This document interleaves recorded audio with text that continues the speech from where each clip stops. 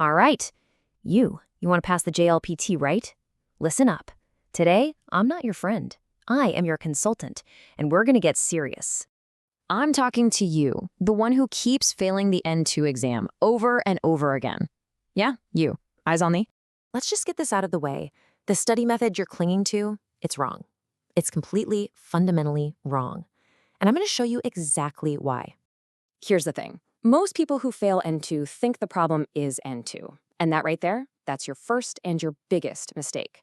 You've walked right into what I call the N3 trap. I've heard all the excuses. N2 is just too hard. The N2 grammar is impossible. The N2 vocabulary is a total nightmare. And what do? You just bury yourself in more N2 material. N2 grammar, N2 vocab, N2 practice tests, and that, right there, is the problem. Look, here's the truth you've been missing. The reason you can't pass the N2 exam has almost nothing to do with N2 itself. Think back to when you passed N3. You probably scraped by with, somewhere between 50 and 80%. That's normal. I mean, it gets you the certificate, but it is not mastery, not even close. So the second you got that N3 pass, you thought, great, mission accomplished, N3 is done. But the reality? The reality is your N3 foundation is full of holes. It's like trying to build a skyscraper on Swiss cheese. And what happens to that knowledge you barely had in the first place? Poof, it's gone. A memory you built over just a few months is incredibly fragile. The second you move on to N2, it just shatters. Now, just think about this for a second. The pass mark for N2 is only about 50%. You just need half the points to win. So what if your N3 knowledge was at 100%? You'd already be halfway there before the test even starts. But that's not what you're doing, is it? No. You're trying to build this massive N2 structure on top of a shaky, crumbling N3 foundation that's maybe 50 to 80% complete at best. And that is the number one reason you are failing. You don't believe me? Fine, I'll prove it to you.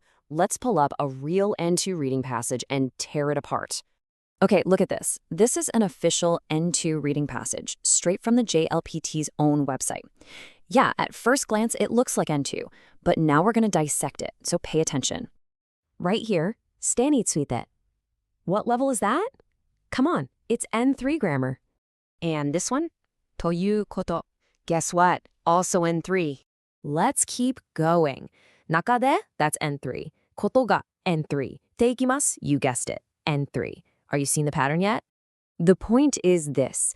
The grammatical skeleton of this entire N2 text is almost entirely built from N3 parts.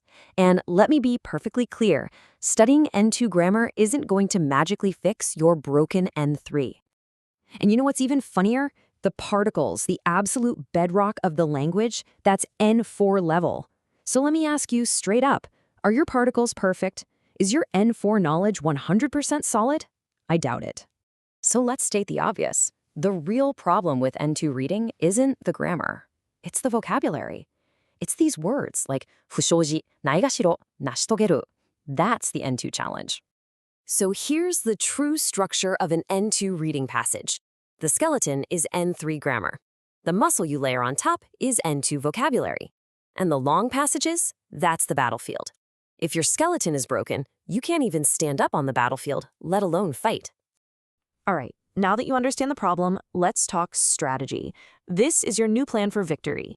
When you study with weak N3 grammar, you can memorize all the N2 words you want, but you still won't be able to understand the basic structure of the sentences.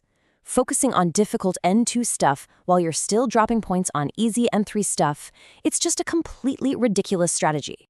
So, if you cannot pass N2, your first mission is to go back and fix N3. I want you to perfect your N3 grammar, your N3 vocab, your N3 reading. Get it as close to 100% as humanly possible. From what I've seen, people who actually pass N2, their N3 comprehension is at about 95%. Think about it. If you can get your N3 that solid, the N2 exam suddenly becomes a whole lot easier. That is your new target, 95%. So listen to me. Stop studying only N2. Your orders are clear. Go perfect N3 first. Okay, a final word for you. Now, don't get me wrong, I'm not trying to tear you down. The fact that you're even attempting N2 means your Japanese is already at a pretty high level. You have the potential. And that's exactly why this is so critical. If you just change your strategy, you will pass. This is about logic, not just about grinding harder. Remember this: perfecting N3 isn't a detour, it's a shortcut. It is the single fastest path to passing N2. Now, here are your final orders.